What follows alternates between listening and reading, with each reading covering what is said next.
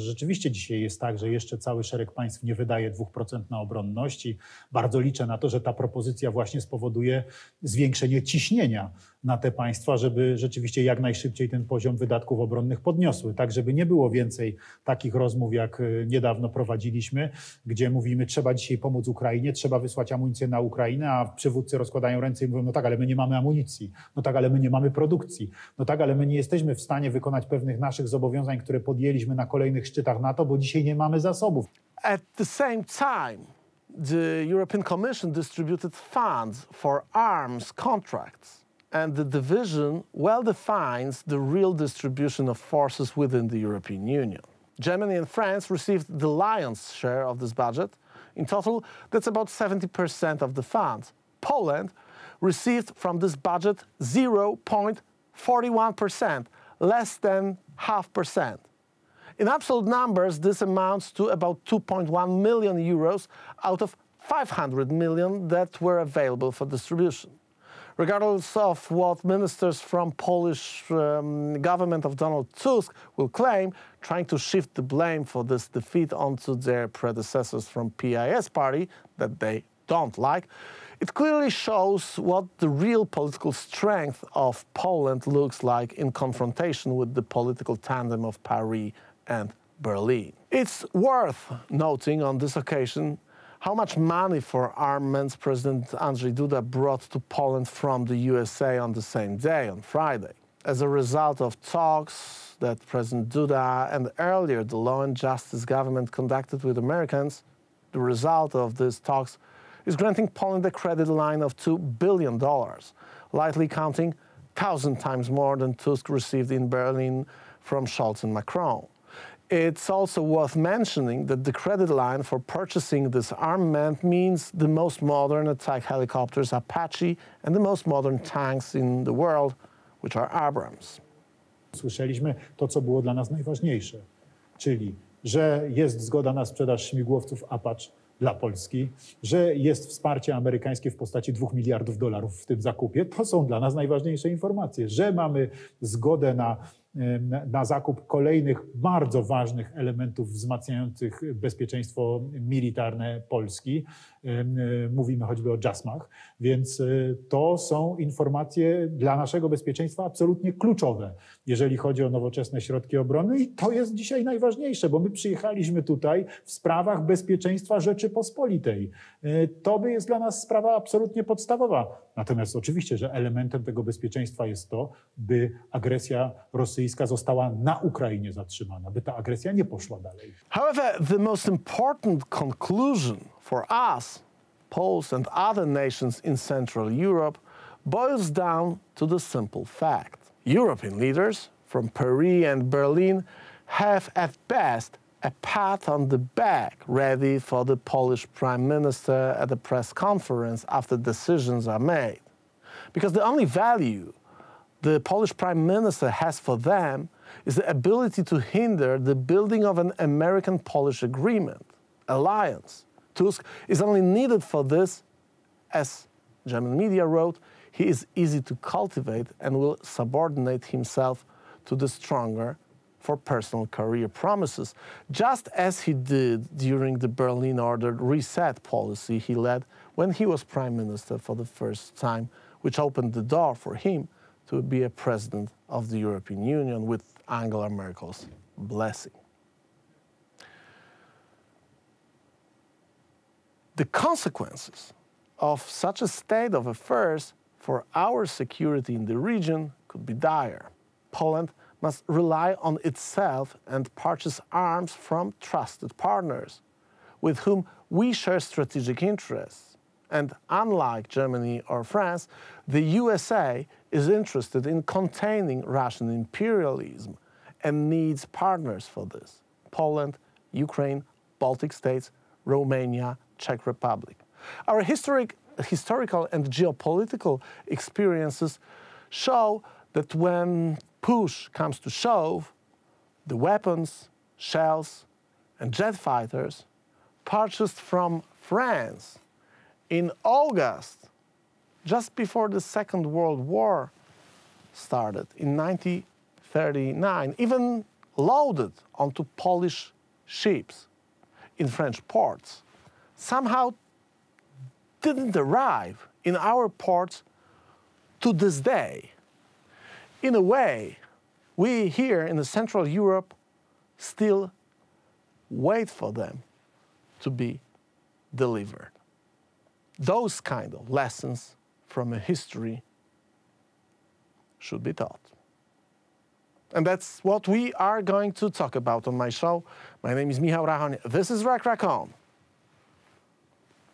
And we're rolling. Haha. By the way, that's our Substack. You can find us on rackrackon.com, and you can leave us your email as we report from the front lines of the ongoing war against the West. My name is Michał Rachoń. This is Rack-Rack-On. And we're rolling again. Are you ready? 3, 2, 1, go!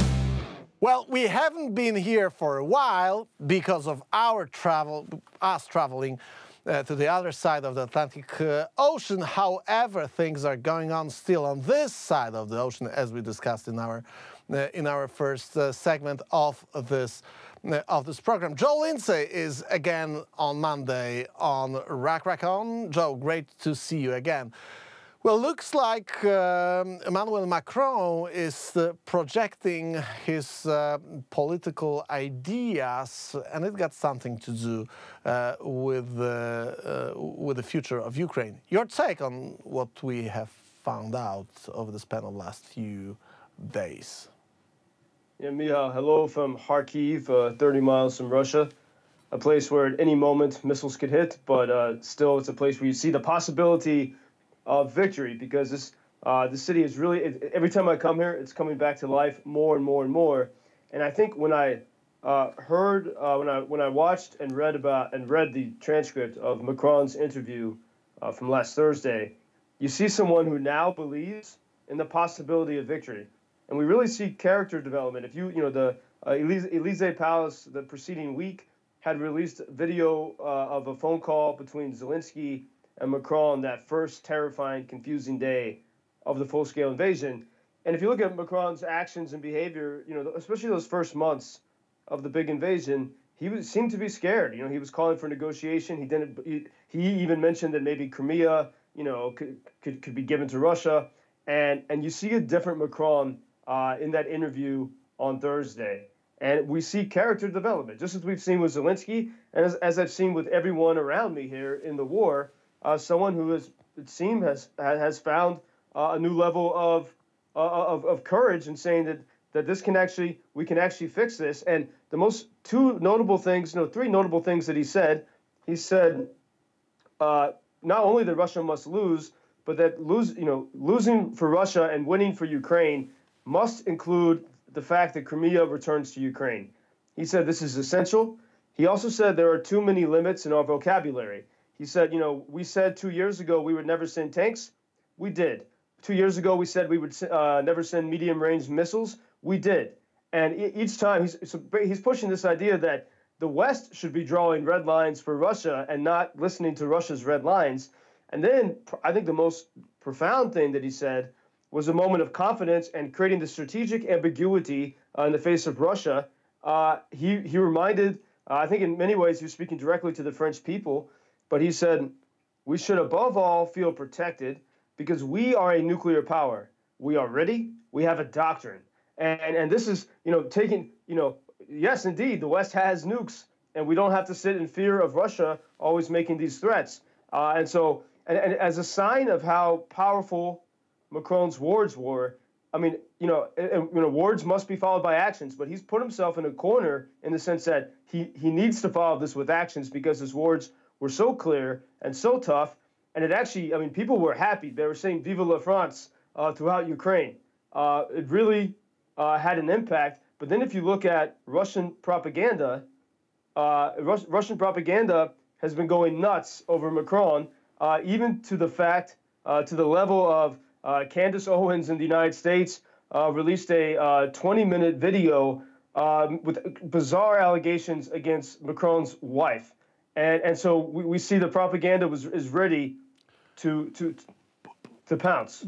Joe, I wonder what is the way that you read those words, because it's not only the interview that you are mentioning, but there are claims, several claims made by the French president over the span of those last few, I would say even last 2 weeks, that France, or at least French president, doesn't rule out the presence of troops, Western troops, on territory of Ukraine. What is your assessment of the meaning of those words? Because I do read those words as a kind of a political poker game, and it's not a poker game against the former Soviet Union, against Russia, because it looks like raising stakes in a geopolitical duel or geopolitical rivalry between Europe and United States. And that's my takeaway from the travel to your original side of Atlantic Ocean. We've spent there a week. Polish president was talking to not only to U.S. president but also to leaders of both parties on Capitol Hill. And I wonder, isn't it the thing that the France is trying to fulfill what they perceive as a kind of geopolitical void that was created by halting this $60 billion Ukraine aid that is halted right now in the Congress? Surely, I mean, there's always, in politics, you're always going to have politics, politicking involved. Politicians can see an opportunity to step in, to avoid and be the leader. But that also requires some courage and some gumption. And again, the proof will be in, will there be actions that will follow this up? But if you compare in that same, last week, Macron's words and the words of the White House, specifically Jake Sullivan, National Security Advisor, when he said, oh, by the way, we found $300 million worth of weapons that we can send after all these months. I mean, what we've been saying for a long time, the White House has things that they can do without further permission from Congress that they were not doing. Strangely, they waited till after the State of the Union address to announce it. But when you read Sullivan's statement, it doesn't project strength for 1 second. It's very narrow-minded politically because it's focusing only on blaming the Republicans who are holding up that aid package. But it doesn't say Putin, we're going to do everything we can to help win. It's very negatively couched, saying things are going to be dire if the Republicans don't step up. But then meanwhile, the White House, is showing that they can find weapons and they can send them here. They announced that they would send the ATACMS. It's unclear whether or not it's medium or long range. But that action could have projected strength, but it was couched in the weakest possible language. And so Macron sort of is. And not just Macron, but other, especially Baltic leaders and others are stepping in to the void. Surely there's a lot of political maneuvering there. But I think what we see, and this is the very reason, Michal, why I'm here in Kharkiv, is I came here to deliver jammers to protect the Ukrainians from drones. But I'm also here because this city shows that the impossible is possible. It shows that, like here, I just was for a run yesterday, and a cafe that was bombed by Russian-Iranian suicide drone and totally destroyed is reopened and crowded, full of people. This shows every single day here in this city, I see people proving that the victory is a process. And I realized this, like listening to Macron, and then when I was traveling through Donbass over the weekend, too often we're speaking about Ukraine like it is a European football game, what we would call a soccer game, where there's lots of activity and no one quite knows who has the momentum during the game. But we need to think of it more as an American football game where you can see on the field progress. You can first down, second down, third down. You can look at the field and you can see these small victories that lead to the bigger victory. And that's exactly the situation we have. And I think finally someone like Macron is realizing that. Look at the Ukrainian success in the Black Sea, destroying, every couple of weeks a new Russian ship becomes a submarine. We've had a huge decrease in Russian naval activity in the Black Sea. Look at Ukrainian success in the sky, taking out Russian jets. Yeah, but and then look, I wonder look at what is the reason for which because and I mentioned it in my opening monologue last year, and we actually talked about those Atacams being available for to send them to Ukraine. I think that Jeff Fisher on our program was talking about it, I think in late October, in mid-October, after one of the meetings in Washington, D.C., that there is a way of sending the missiles that are technically out of date, but they're fully operational and they can be used without any complicated procedures that are needed in other circumstances. So it doesn't surprise me that the U.S. government, that the White House claims that there is a possibility of sending some kind of military aid. But on the other hand, we have Emmanuel Macron, the same political leader who, when Ukraine was having their first successes and kicking Ruskies out of the vast majority of the Ukrainian territory was a huge military success in the first phase of war. He wasn't he wasn't among those hawks who were claiming that there is some kind of physical presence of Western troops in Ukraine needed. Actually, when Polish Vice Prime Minister Jarosław Kaczyński said something about the peacekeeping troops, he was bashed by the allies that no one can say this kind of things. And now we are in the third year of war, and out of nowhere, Emmanuel Macron claims that this is a need. And I definitely agree with him. But my question is, why so late?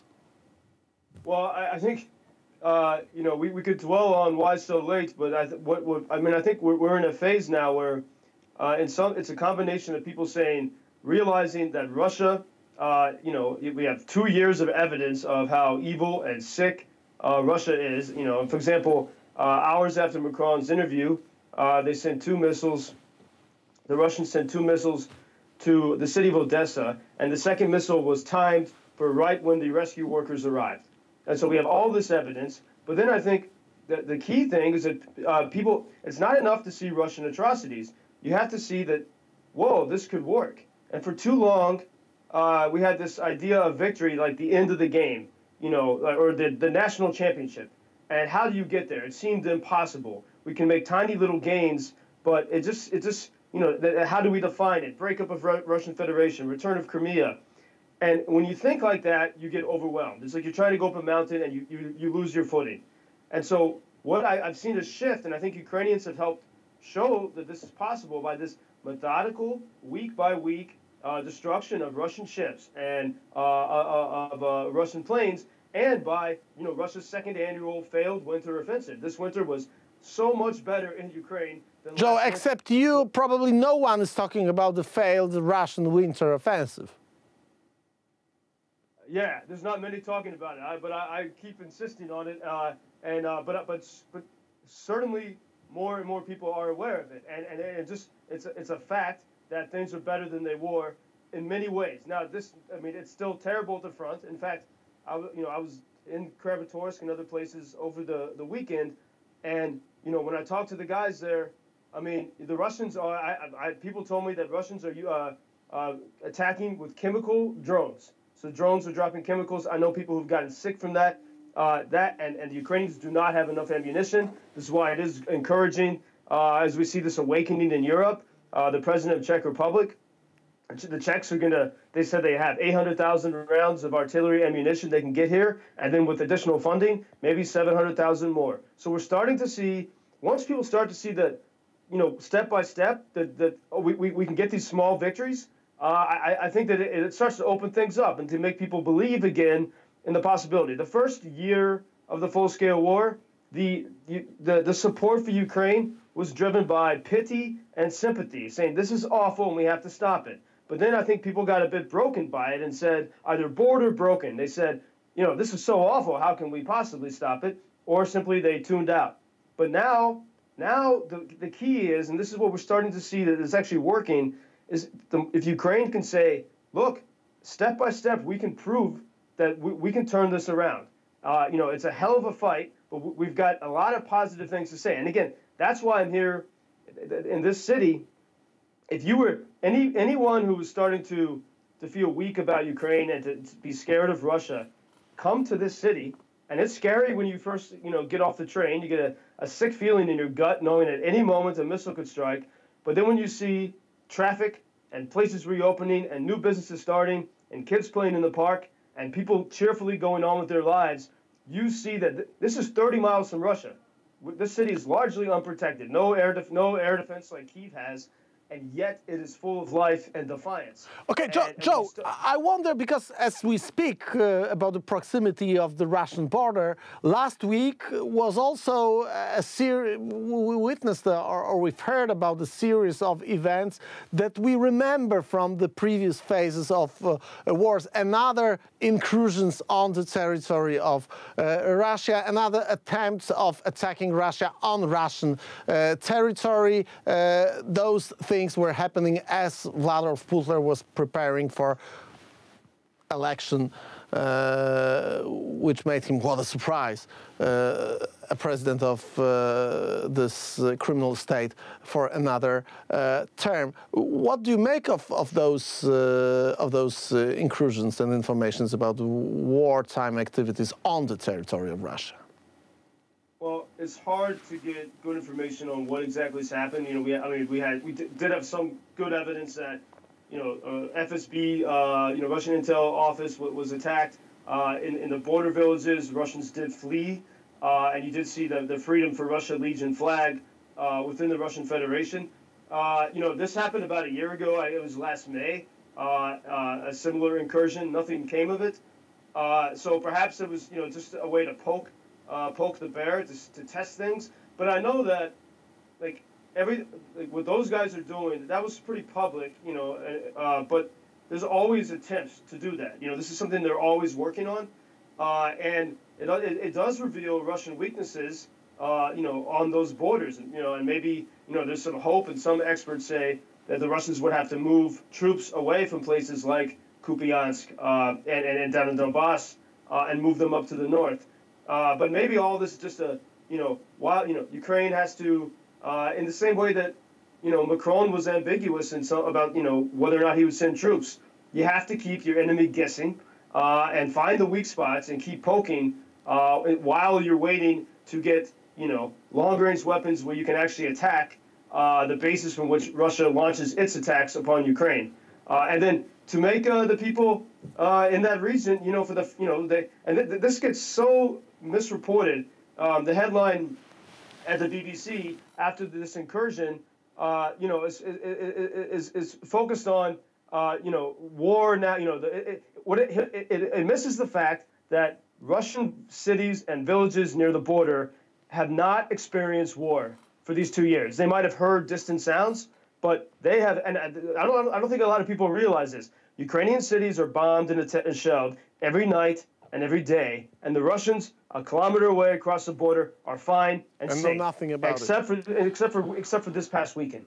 Well, and the Western countries that are supporting Ukraine from the very beginning made it quite clear that they do not want Ukraine to attack Russia on Russian territory, which makes this war a kind of, if we are in sporting comparisons, a kind of a duel of two boxers, a fight of two boxers, but one of them is allowed to punch only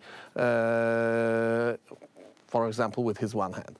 We can compare it to this kind of situation, and this is the one who is weaker and lighter in a way.